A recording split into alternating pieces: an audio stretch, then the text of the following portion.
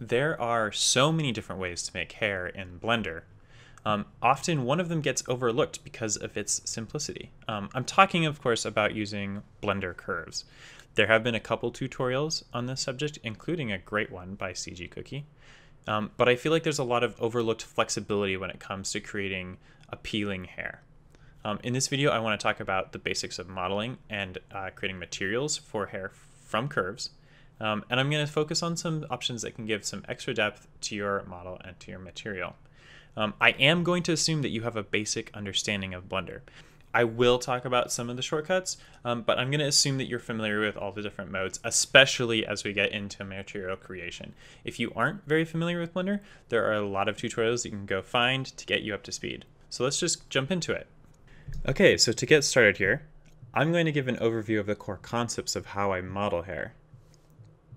To start, we're going to need two objects. I'm going to add a curve path and a curve Bezier circle. The path will serve as our hair strand, while the Bezier circle will be extruded along the length as a bevel object. If you go into the path settings for the hair strand, under the Geometry tab, you can find a bevel object selector. We can use that to select the bevel circle. Immediately you can see that it is extruded along the length of the hair strand.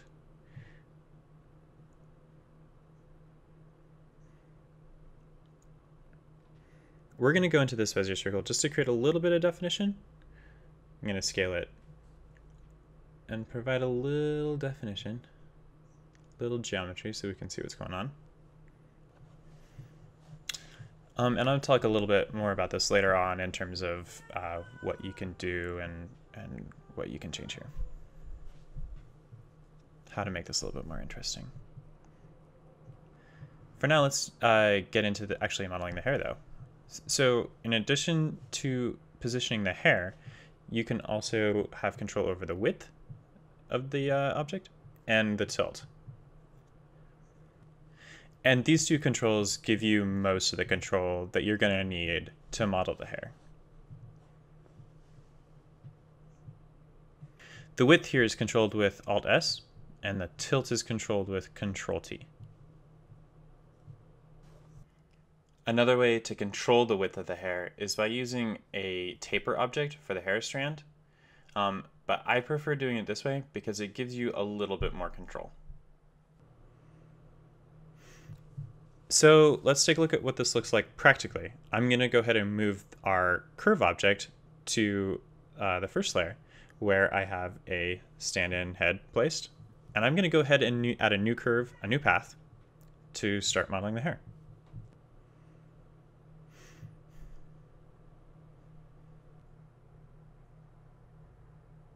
This is our hair strand, so I'm just positioning it as our first hair curve. Okay, so now I'm going to select our bevel object in the Geometry tab. And when I do so, you can immediately see that it's way too large, but that's easy enough. Just scale it down with Alt-S. And start positioning it with our two controls, the tilt and the scale.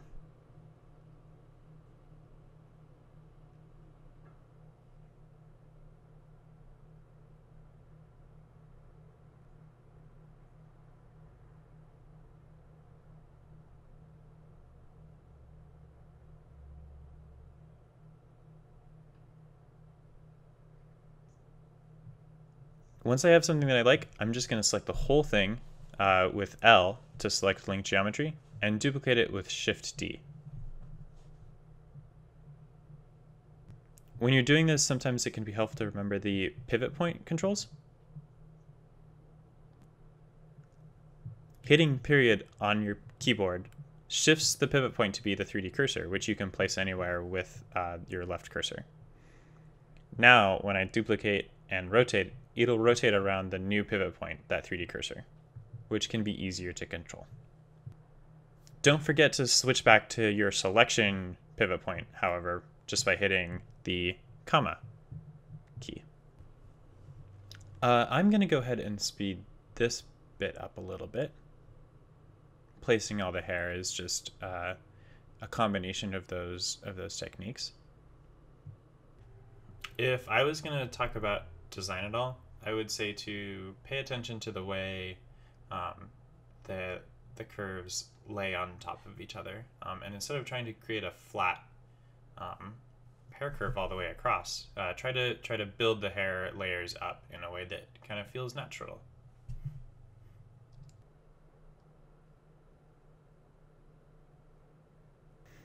Okay, so I kind of like what I've got going on over the ear here, so I'm just going to duplicate it and mirror it across to the other side of the head.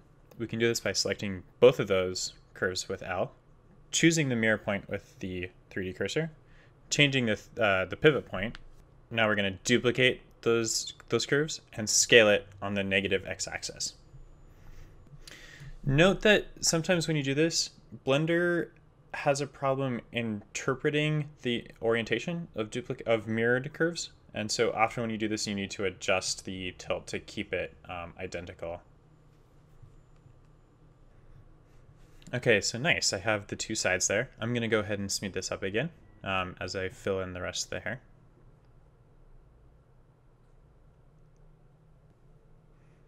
If you're working on a hair project for the first time, it can be super helpful to use reference so that you're working on something specific. Otherwise, a lot of times you can be just like stranded and floating in the dark and not really sure where you should put a specific strand of hair or whatnot.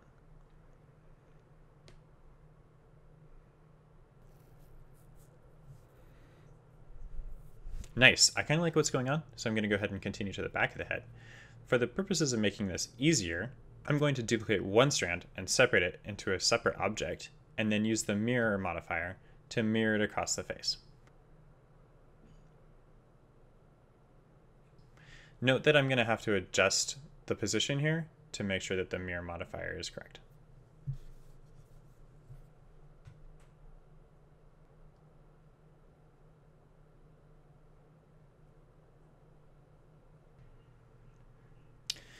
Here I'm going to go into hyperspeed as I continue finishing out the rest of the hair on the back of the head. The one thing you should note is that on the back of the head, sometimes you need to use the tilt a little bit more often to make sure that it aligns with the scalp.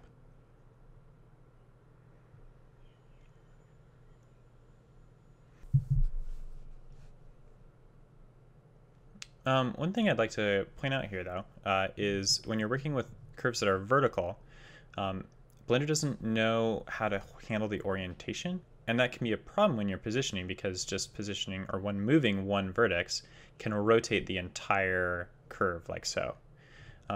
The way you can get around this is just by creating kind of an L-shaped anchor up at the top of the curve, and this kind of creates an orientation for the curve, and Blender will know how to interpret that so that when you move it around, it doesn't rotate so rapidly. Modeling the longer hair is just the same as modeling anything else. Just paying attention to the layering of the curves and stuff like that. Here you can see me solving some of those things that are sticking out that I'm not liking so much. All right, that's pretty good for now.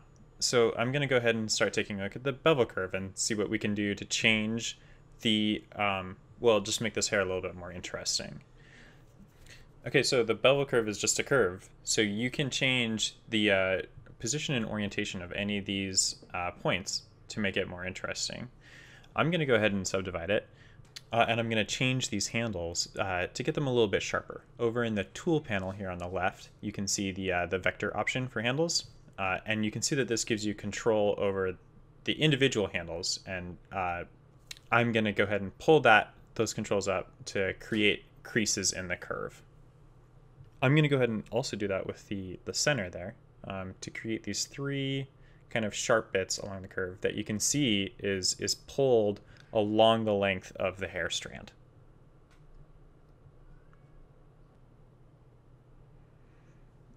Also, remember that the curve object doesn't have to be a single continuous object. You can add floating strands on the outside that can give it a little bit more depth and a little bit more variation and maybe a little bit more interest.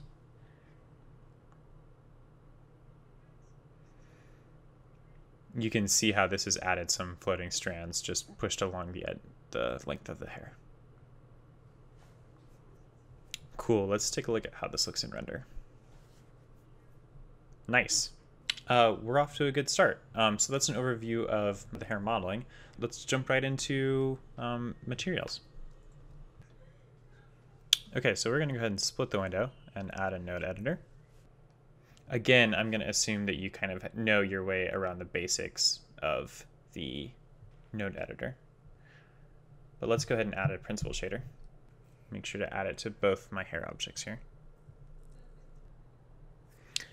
A lot of the trick of this is in a single checkbox in the curve option settings.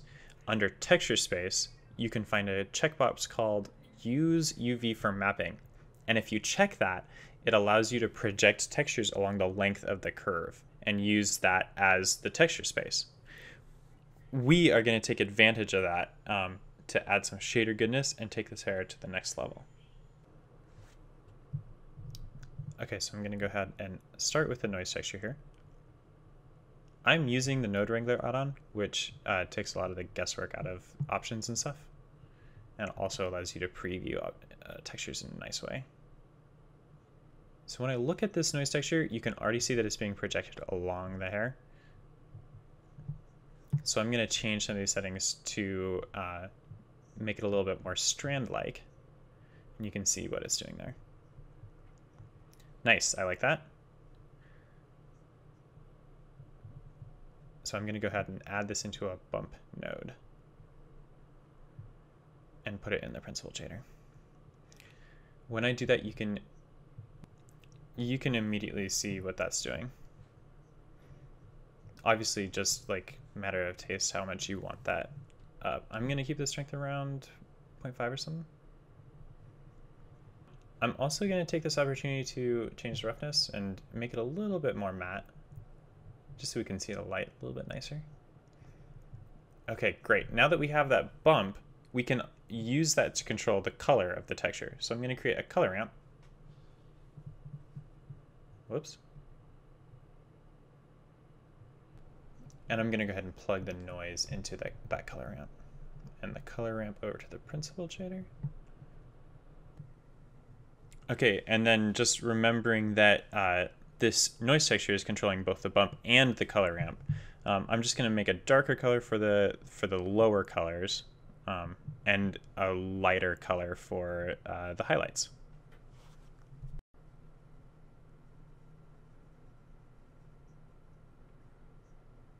That's just going to add a little bit of depth, which is going to be kind of nice. The other thing that we can do here is add a gradient that can be projected along the length of the curve. If I go ahead and plug in this UV to the gradient, I can use this to mask out different sections of the length of the hair. You can kind of see that it has a gradient along the length of the curve. And I'm going to go ahead and add a color ramp to let us control that a little bit more specifically. You can immediately see what's going on. So I'm just going to go ahead and add this and then mix this into the hair color. Here I'm controlling kind of the roots of her hair as it is close to the hair that is closer to her head. I'm just going to make that a little bit darker. And you can immediately see what's going on there. Cool. Okay, so the next part of this is working with an anisotropic shader. And I'm not entirely sure of the math behind the anisotropic shader, but from what I understand, it just simulates the way light reacts to a very tightly grooved surface, often used with metals.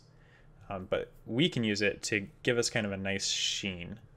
So we're just going to plug in the bump node.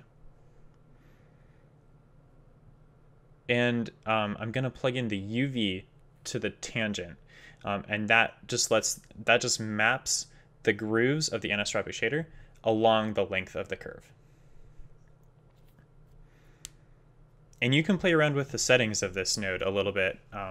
What I've found is that the anisotropic rotation should be somewhere around 0.25 to be pulled for that correct orientation of the grooves to be pulled along the length of the curve. And you can see here how the shader has lined, the reflection is kind of lined up along that edge, and it just gives a nice sheen, a nice effect.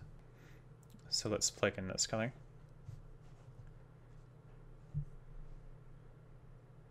And turn the roughness up. Very nice.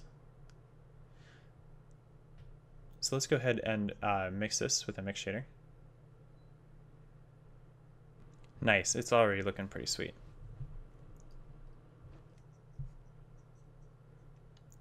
Okay, so the last piece of this puzzle is adding some strand separation in the tips of the hair to make it fade out a little bit nicely. And I'm going to do this by adding a transparent node and using a texture to control it. And we can do this simply by using the gradient and the noise that we created earlier. So I'm going to go ahead and duplicate this color ramp to control the gradient. We're using this to control where we want the separation to be. And we want it kind of at the end. And now I'm going to add in a math node, set it to multiply.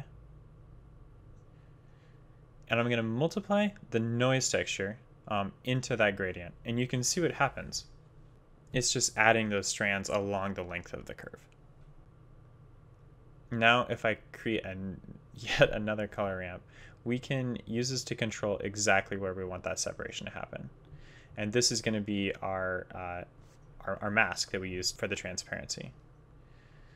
So I'm going to duplicate this mix node and add in a transparent shader.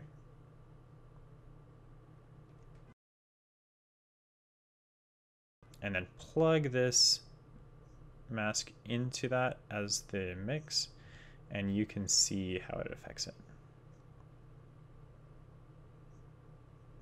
Let's go ahead and adjust this a little bit to make that a little bit more obvious. There we go. All right, let's take a look. All right, so this already looks pretty awesome, especially for the work that we've put into it. You can see that the sheen of the hair is really nice, and the fall off feels really natural. There's one more thing that we could do to just bring it a little bit closer together. So let's dive in just for another minute here. We're going to talk about adding some subsurface to the principal shader. If I just up this up just a little bit, 0.1, let's say, and let's change the radius down just a little bit to something a little bit more reasonable. You can see that kind of removes the separation and kind of makes it feel a little bit more cohesive. I don't know if this is realistic, but it makes it a little bit more, a little bit warmer, a little bit more appealing. For the color, I like to keep it close to the original color, but a little bit warmer and a little bit more saturated. I don't know if that's realistic either, but just aesthetically. This does add a whole bunch of render time though, so I mean, use at your own risk. But it really can add something if you're willing to give it the time. Here I've exaggerated the effects, so you can kind of see how it can change your hair. Here I'll fade in the old one so you can see what the difference is and kind of compare and contrast. And there you have it. Hopefully this gives you a starting place to start making your own hair in Blender. I'm going to be posting a few hair and material setups that I made on Gumroad. So if you're interested in pulling apart my files, go ahead and follow the link in the description to check those out. While making this video, I realized that there's a whole bunch of stuff yet to explore in this area. There's a bunch of experimentation that can happen with different combinations of strand and bevel control, such as making curly hair or hair with different densities. Also, with different material setups, you could make hair that's mostly transparent, like adding wispy hair as details. Additionally, if you're working with Blender 2.8's development render, Eevee, this method can work pretty well. You might have to do some material tweaking, but generally the concepts apply the same. When it comes time for animation, remember that curves can have soft body simulation applied to them, which from my limited testing looks like it could be pretty effective. But remember, if worse comes to worse and nothing is working, Blender curves can be converted to a mesh with a click of a button, so manual editing or animation of the geometry is always possible. So thanks for watching. This is my first tutorial, and I have some ideas for a couple more. If you liked it, let me know with a like or a comment, and if you have some ideas for improvement, feel free to get in touch with me at my Instagram, @PancakeManicure, where you can also keep up to date with what I'm doing. Thanks so much!